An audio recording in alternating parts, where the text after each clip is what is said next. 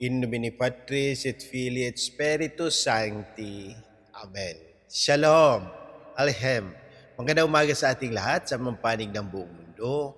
Mga nakikinig at nanonood ngayon, atin naman pakinggan ang mabuting balita ng Panginoon ayon kay San Juan.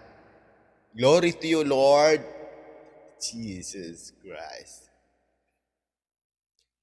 Noong panahong iyon, sinabi ni Jesus sa kanyang mga alagad, "Kung ako'y kilala ninyo, kilala na rin ninyo ang aking Ama.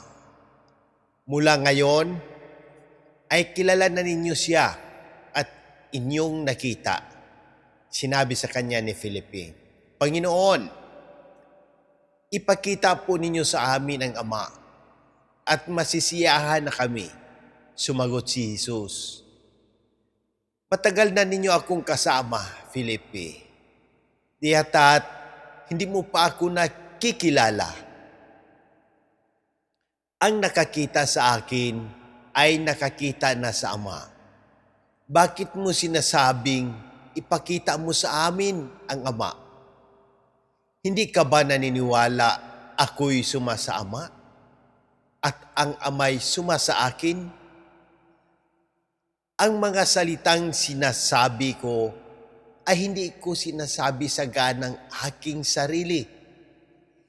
Ang Amang suma sa akin ang gumaganap ng kanyang mga gawain. Maniwala kayo sa akin. Ako'y suma sa Ama at ang Ama'y suma sa akin.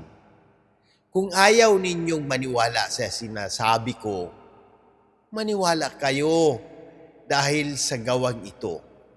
Sinasabi ko sa inyo, ang nananalig sa akin ay makagagawa ng mga ginagawa ko at higit pa rito. Sapagkat pupunta na ako sa Ama at anumang hilingin niyo sa Ama sa aking pangalan ay gagawin ko upang maparangalan ang Ama sa pamamagitan ng Anak. Gagawin ko ang anumang hihilingin ninyo sa pangalan ko. Ang mabuting balita ng Panginoon. Praise to you, Lord Jesus Christ." Pagnilayan natin bilang mga Romano Katoliko, ngayong Saturday of the 4th week of Easter. Sa mabuting balita ngayon, malinaw ang sinabi ni Jesus. Ang nakakita sa akin ay nakakita na sa Ama. Ibig sabihin, hindi hiwalay si Jesus sa Diyos Ama. Siya mismo ang mukha ng Diyos na nakikita natin. Kaya kung gusto nating makilala ang Diyos, tumingin tayo kay Jesus sa kanyang salita, gawa at pag-ibig. Pero tulad ni Felipe, minsan gusto pa rin natin ng proof. Gusto natin makita bago maniwala. Dito tayo hinahamon ni Jesus. Maniwala kahit hindi nakikita. Dahil ang tunay na pananampalataya ay nagtitiwala, hindi lang umaasa sa ebidensya. Sabi pa niya, ang nananalig sa akin ay makagagawa rin ng mga ginagawa ko at higit pa. Paano ito mangyayari? Hindi dahil sa sariling lakas, kundi dahil kumikilos ang Diyos sa atin kapag tayo ay tunay na nananalig at sumusunod.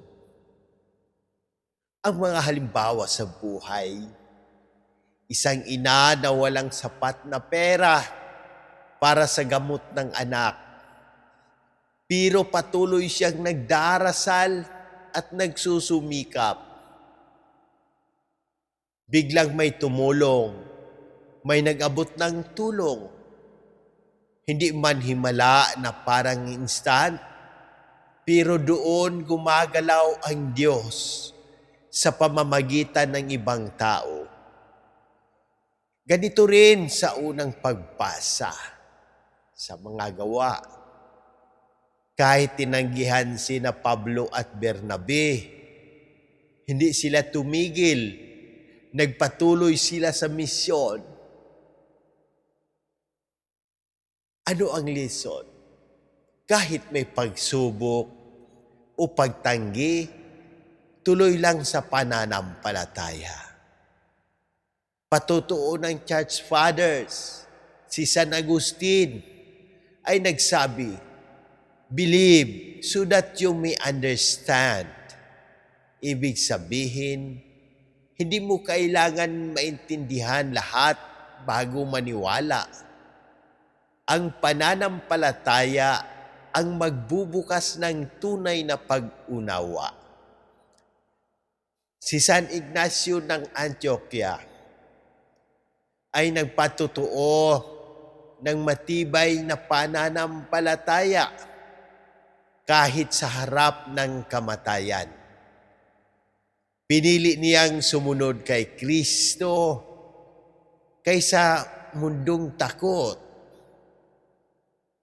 Ano ang tamang gawin natin bilang mga Romano Katoliko? Maniwala kahit hindi nakikita. Trust God sa gitna ng problema. Isabuhay ang utos ng Diyos, hindi lang dasal, kundi gawa. Ano ito? Mga charity, forgiveness, humility. Manalangin sa pangalan ni Jesus, may kapangyarihan ang panalangin na may pananampalataya.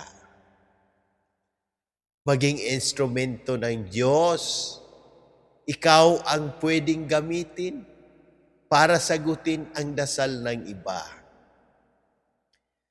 Manalangin tayo. Panginoong Hesus, ikaw ang daan papunta sa Ama. Turuan mo kaming maniwala kahit hindi namin nakikita at magtiwala kahit mahirap ang sitwasyon. Ipinapanalangin namin ang kagalingan ng lahat ng may karamdaman, pisikal, emosyonal at espiritual. Sa iyong awa, hipuin mo sila at pagalingin. Sina Monsignor Ismael, Padre Arnel, Padre Ayan, Padre Lorenzo Boots, Padre Cesar, Padre Boy, Raul, Jonah, Adila, Fatima, Raymond Lawrence, Faith, Rino, Rochelle, Irene, at ang buong pamilya namin. At lahat na may karamdaman na nakabasa, nakinig at nanonood nito. Gabayan mo ang aming mahal na Santo Papa Leo XIV, ang mga obispo, aming kura paroko, diocesan administrador Monsignor Claro Caloya, Sister Sara, Jerry, Erlinda, at ang buong simbahan. Pagpalain mo ang gobyerno ng Pilipinas, aming Presidente Ferdinand Marcos Jr., bigyan ng karunungan at malasakit. Ipanalangin namin ang mga pumanaw, lalo na sina Papa Francisco, Janet at Hiram. Tanggapin mo sila sa iyong kaharian sa pamamagitan ng intersesyon ng Mahal na Birheng Maria. Iligtas mo kami sa lahat ng unos at kalamidad. Lahat ng ito ay hinihiling namin sa iyong banal na pangalan. Amen.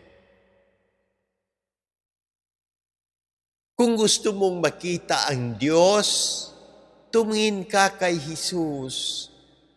Kung gusto mong maranasan ang Diyos, mabuhay ka tulad ni Jesus. In nomine Patris et Filii et Spiritus Sancti. Amen. God bless!